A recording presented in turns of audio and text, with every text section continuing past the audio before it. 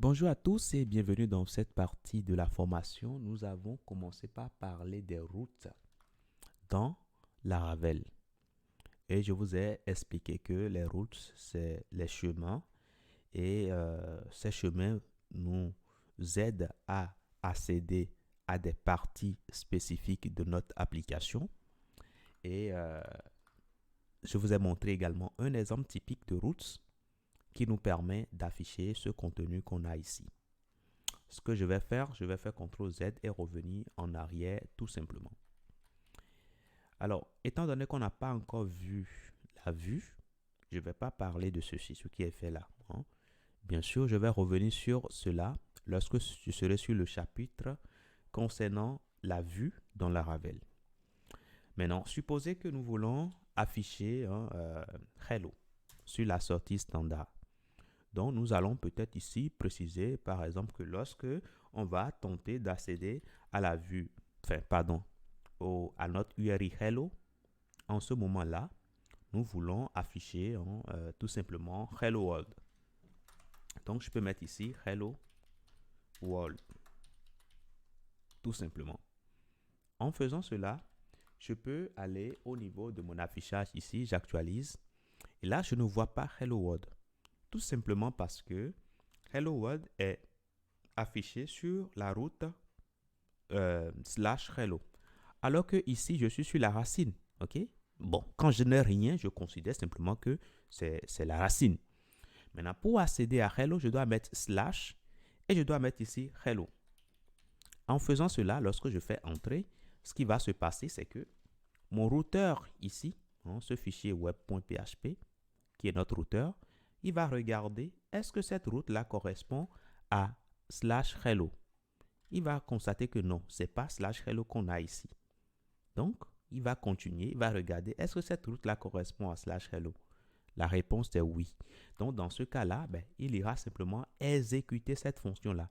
Et comme cette fonction nous retourne une chaîne de caractères, lui également, il va simplement nous afficher notre chaîne de caractères directement sur la sortie standard.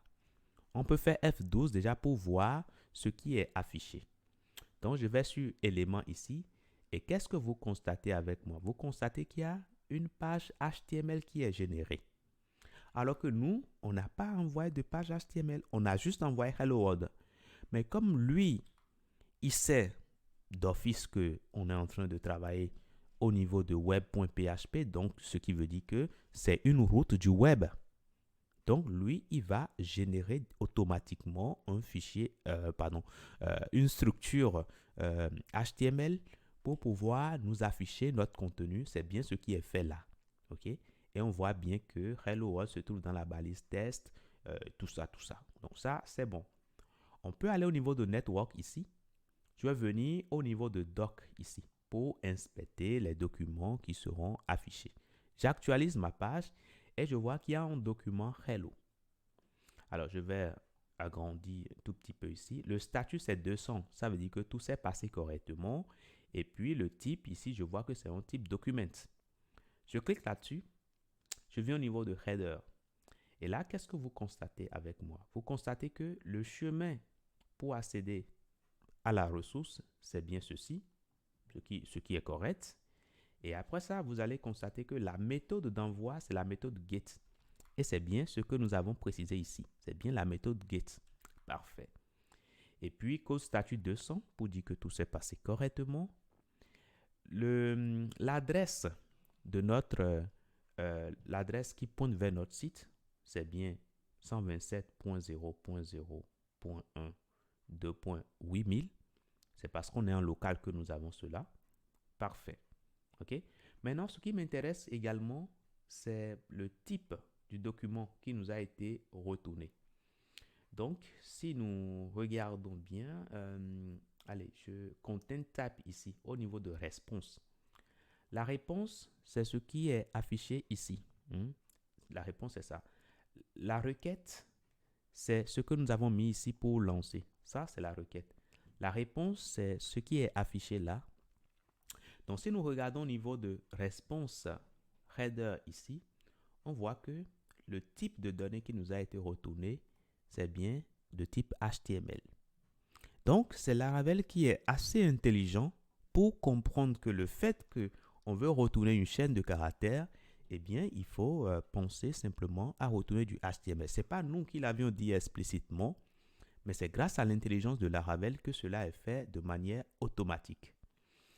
Donc, voilà pour cet aspect des choses. La date qu'on a répondu, la date de réponse à notre requête, le serveur local, etc., etc. Donc, revenons encore. Et au lieu de retourner hello, on peut retourner un tableau par exemple. Imaginez que nous voulons créer une autre route qui va s'appeler data. Nous en avons bien le droit. Data. Voilà. Et puis, je suppose que cette route-là va retourner un tableau. Et ce tableau-là, nous allons simplement... nous allons ajouter des informations. Name. Et pour le name, on mettra simplement Laravel. Laravel. Tout simplement. Après ça, nous allons ajouter age également. Et l'âge, nous allons mettre 56. Un exemple très simple. Si je reviens ici, j'actualise, je vois toujours hello. Tout simplement parce que c'est hello qui est spécifié en haut ici. Donc, pour accéder à ma nouvelle route, je dois mettre ici data. Je mets data là. Et qu'est-ce que je vois? Je vois tout simplement du contenu. Je ne vais pas vous dire le type. Vous allez constater le type tout de suite. Je viens au niveau de data là, qui est notre page. Au niveau de réponse ici, vous voyez que le type content type qu'on a ici, c'est bien application JSON. Donc, c'est tout simplement du contenu JSON. Donc, voilà comment ça se passe. Et qu'est-ce que cela signifie? Cela signifie tout simplement que Laravel a regardé le type de données qu'il doit retourner et voit que ce n'est pas tout simplement un tableau comme on en avait l'habitude, enfin, pas une chaîne de caractères comme on en avait l'habitude, mais là, c'est vraiment un tableau PHP. Donc, lui, il transforme cela en JSON. Okay? Donc, ça, c'est tout simplement la façon dont Laravel a de représenter les données. Voilà. Donc, en fonction de ce que vous lui donnez en retour, soit c'est un type primitif, comme un nombre que vous retournez, ou bien une chaîne de caractères, etc. Et là, il affiche tel quel. Soit c'est des données un peu plus complexes, comme les tableaux dans PHP. Et là, dans ce cas, il retourne tout simplement du contenu JSON. Et c'est ce que nous avons ici.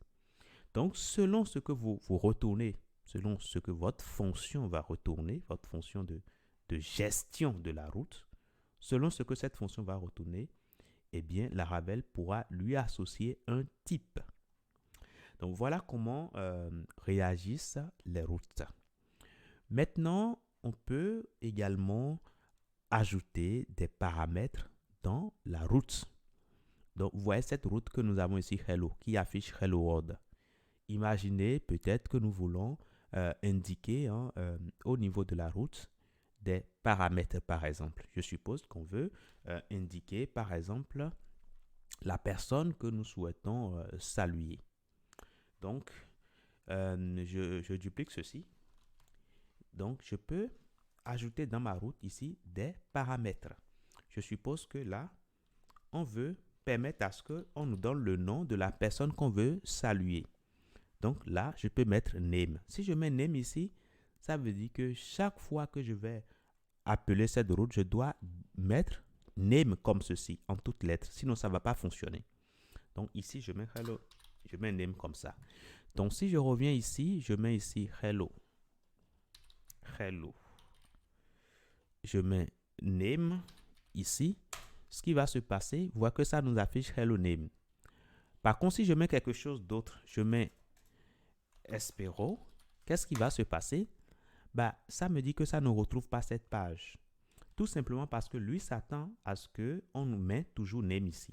Alors que nous, on veut que name qu'on a là puisse changer en fonction de la personne qu'on veut saluer. Donc, pour indiquer que c'est un paramètre qui sera dynamique, on va mettre simplement des accolades. Les accolades permettent d'indiquer au routeur de Symfony que cette variable qu'on a ici va changer.